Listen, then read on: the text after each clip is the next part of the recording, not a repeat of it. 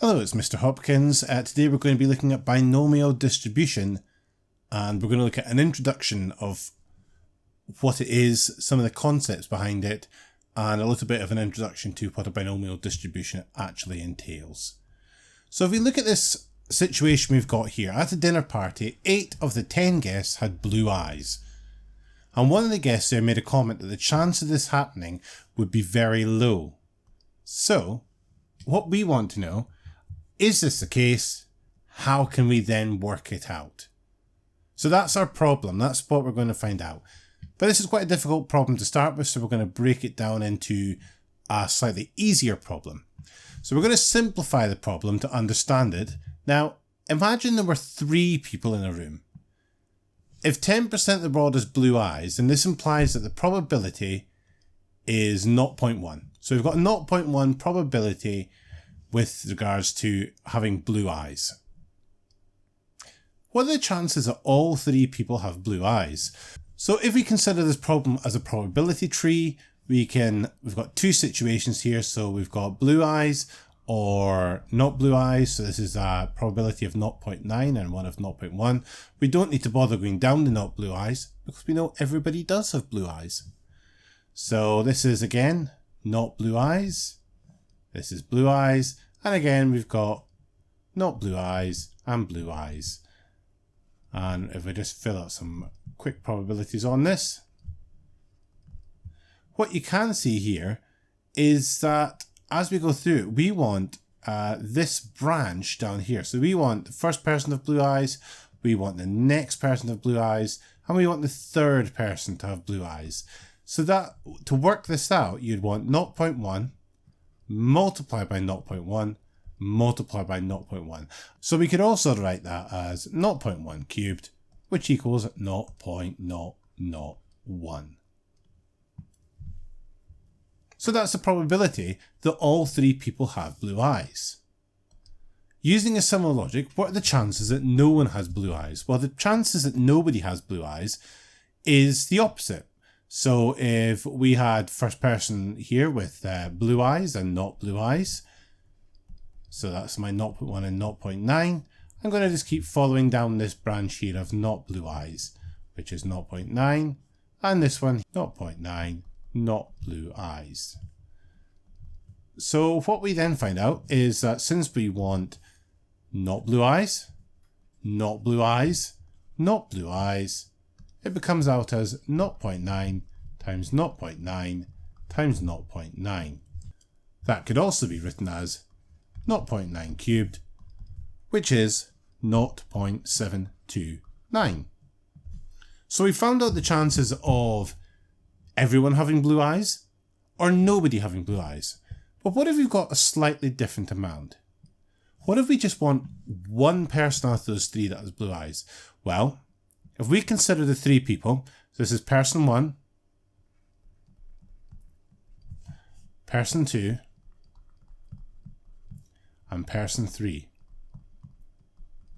So, what we could have is they could have blue eyes, but if they've got blue eyes, then the other people have to not have blue eyes. Not blue. Not blue. Or what if person 1 did not have blue eyes? Then that could mean person 2 could have blue eyes. But if they've got blue eyes, then person 3 cannot have it. And if person 1 and person 2 both do not have blue eyes, then that leaves person 3. And then at this point, we've got all the possibilities. Now we've laid out every possible way of having that there. So what we would do is at just the same as we would have done at GCSE, we would lay this out. So we've got 0.1 times 0.9 times 0.9. This one would be 0.9 times 0.1 times 0.9. And this one would also be 0.9 times 0.9 times 0.1. And each of these works out to be 0.081. What do we do once we've worked out every possibility? Well, then what we would do is we would add them up. And then at that point, you would get an answer of 0.24. 4, 3. So we've worked out all our probabilities, all our possibilities. So we've said 0.1 times 0.9 times 0.9, 0.9 times 0.1 times 0.9, and so on. What about if two people have blue eyes? Well, again, list your probabilities. So we could have blue, blue, not blue. We could have not blue, blue, and blue. And then we could have the other one, which is blue, not blue, and blue. And again, what we're just going to do is we're just going to multiply the probabilities. So blue times blue times not blue. Not blue times blue times blue. And then we could have blue times not blue times blue. And each of these works out as 0.009.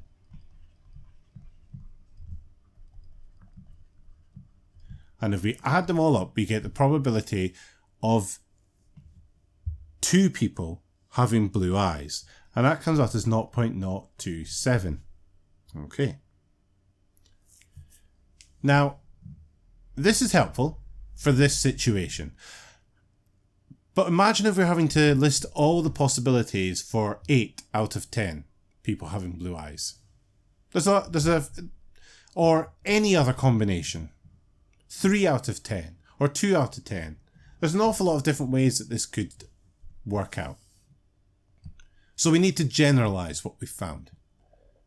So to start with, we think about this. Now, we think about, there's a button on your calculator which will say something like this, NCR.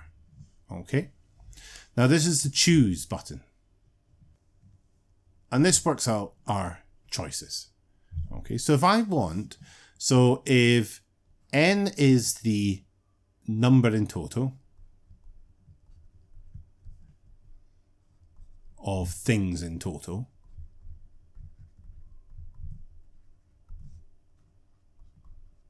we could say that R is the number of things we want it to be. So this is our choices, essentially. So the amount of things that meet our criteria.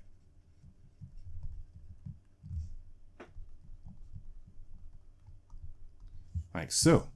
And you will often see it written if you type in a number. So in our case, for example, we had 3 things. So we had maybe say 3 choose 2. You might see it written like that. Or you might also see it written as 3, 2.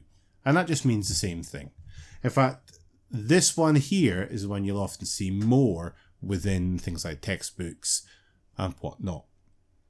So what did we have? Well, we had a situation where we were looking at 3 things.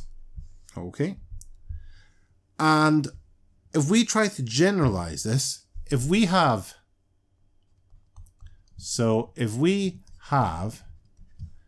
X out of 3 blue eyes,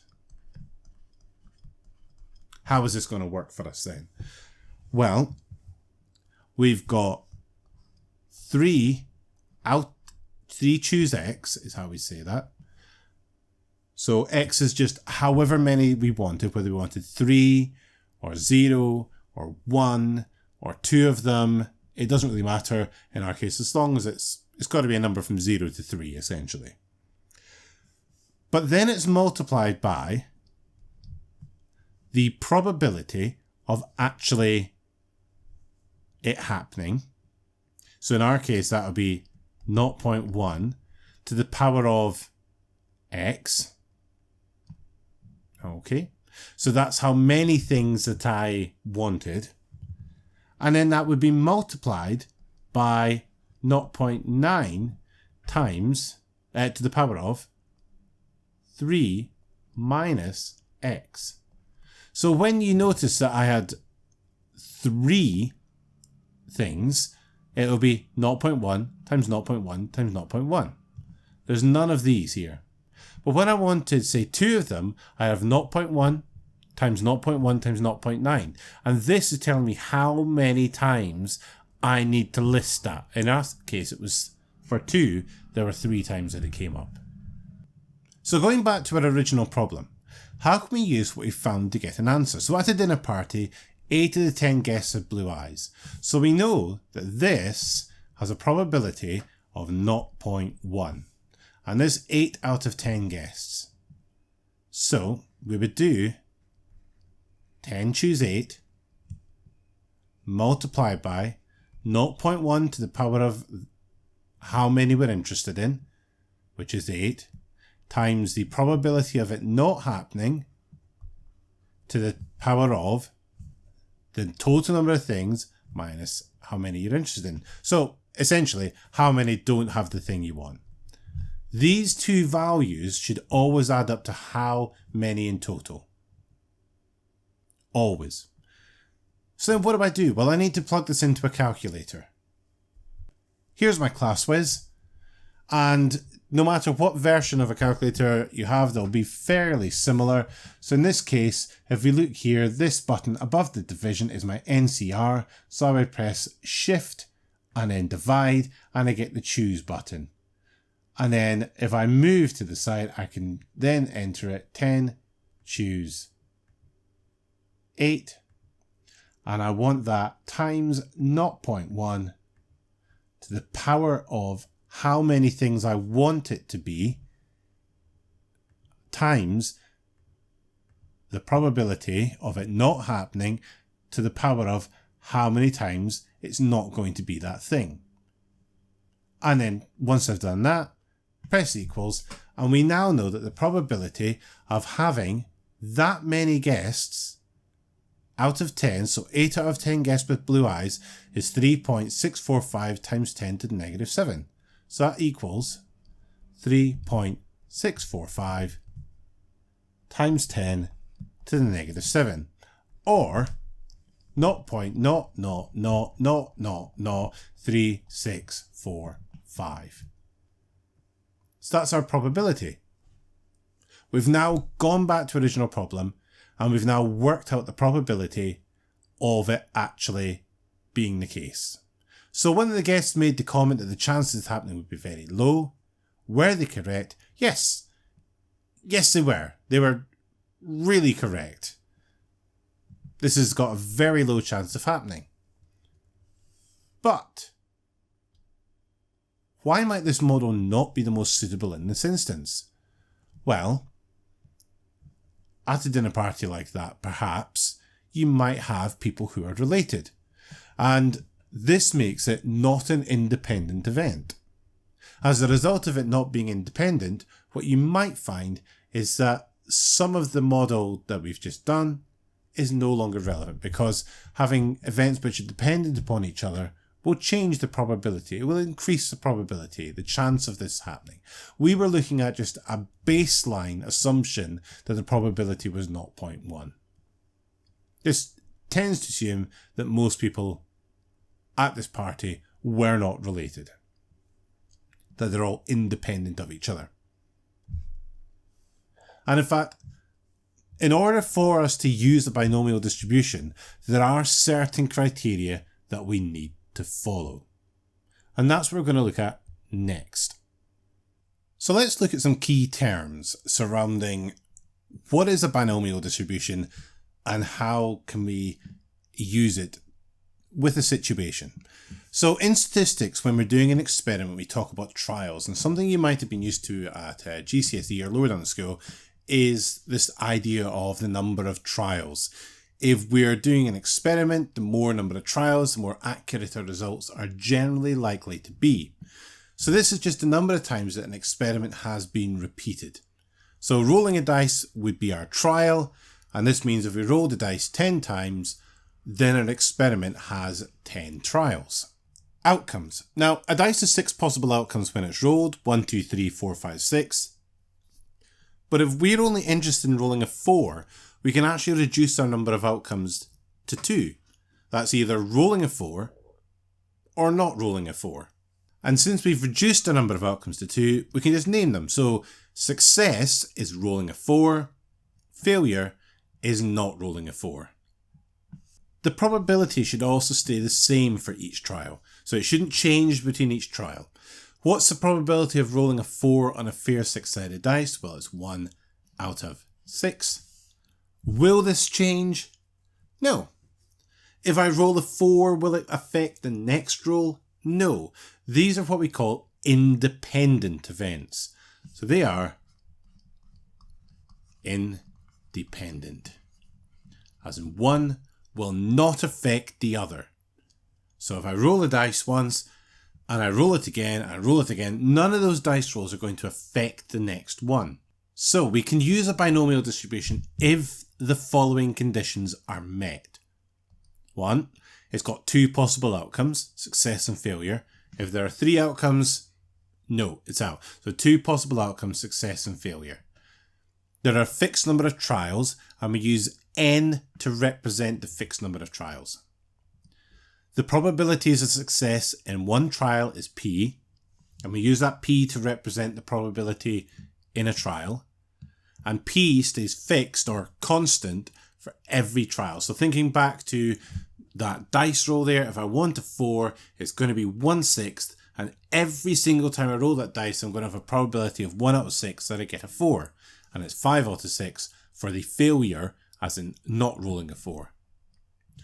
And the trials are independent, as in one will not affect the other.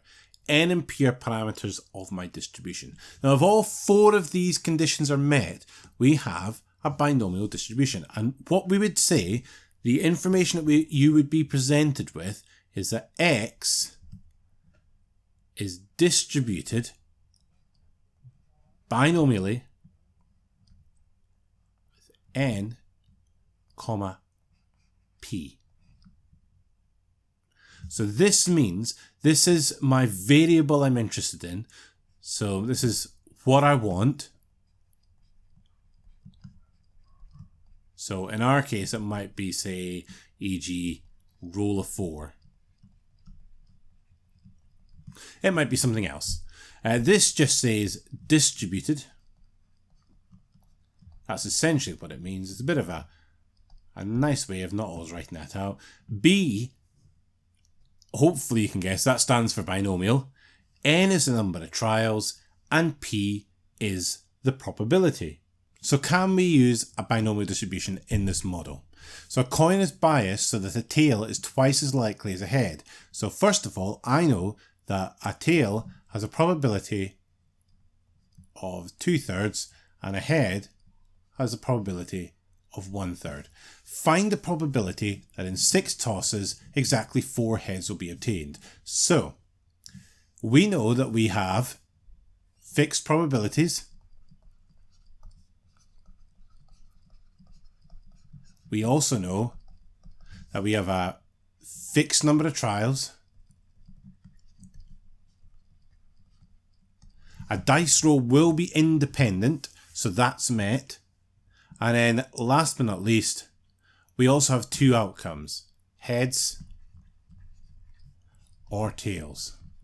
So yes, we can use the binomial model for this. So let's have a look at this in more depth then. Step 1. Let x be the random variable. This is important to define your variables. The number of heads on a coin flip.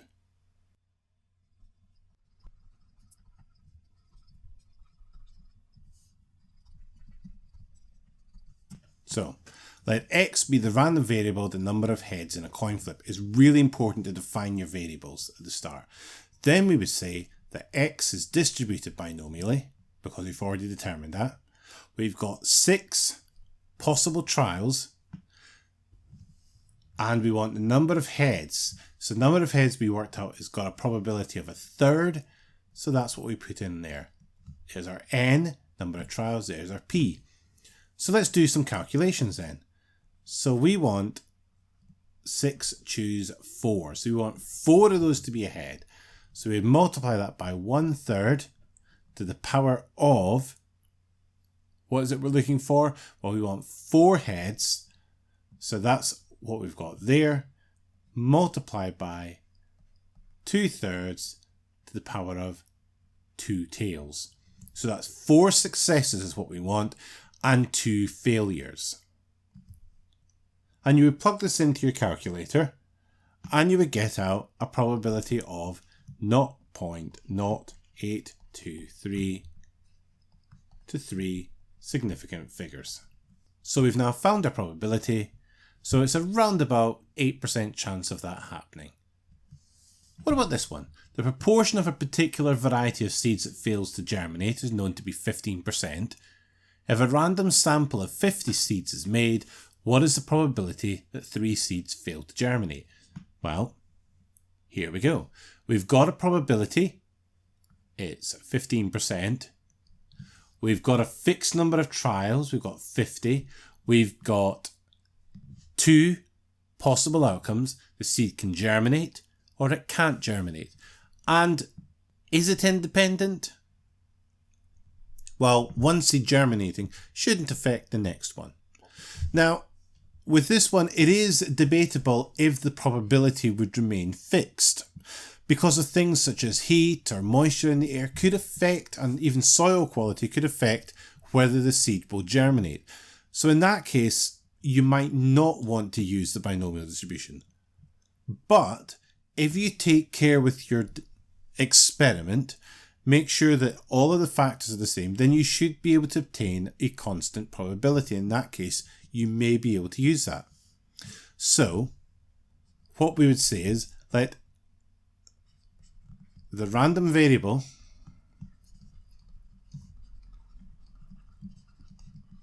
x, and we've got to define our variable first, be the number of seeds that fail to germinate.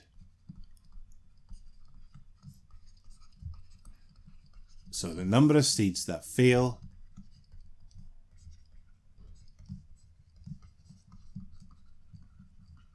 and then we can actually define our binomial distribution. So x, this is the number of seeds that fail to germinate, is distributed binomially, and then what we do is we say, well, we've got 50 trials and we've got a probability of 0.15.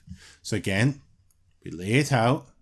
We want exactly 3 seeds. So we've got 50, choose 3. So that's multiplied by the number of successes, which is 0.15 to the power of 3, multiplied by 0.85 to the power of, well, it's got to be 47, because if there are 3 successes, then there's 47 failures. And it seems strange talking about seeds germinating as being a failure, but that's the situation that we've got there. So this actually works out to be 0.0319 to 3 significant figures. And that's our probability model there. Now, if we go back to our blue eyes round the table, because we discussed the possibility that that wasn't a suitable model, we've got to think about the fact that having blue eyes, they may be familial relations to each other, so it might not be the best thing because they wouldn't be independent. That's all for this lesson on binomial distribution. We've looked at an introduction on it, and we've looked at how to calculate the possibility of the probability of something specific happening. In the next binomial distribution video, we're going to talk about what happens if we want a cumulative model, such as what if 3 or less, or if I open a packet of eggs, what's the chance that 2 or less of them are broken? If I've got a number of seeds, what's the chance that 3 or less fail to germinate? So we're going to be looking at that in the next video. Remember to like the video if it's been helpful to you, and subscribe. And if you are subscribing, remember to click the bell notification so that you know when the next part of this series is coming.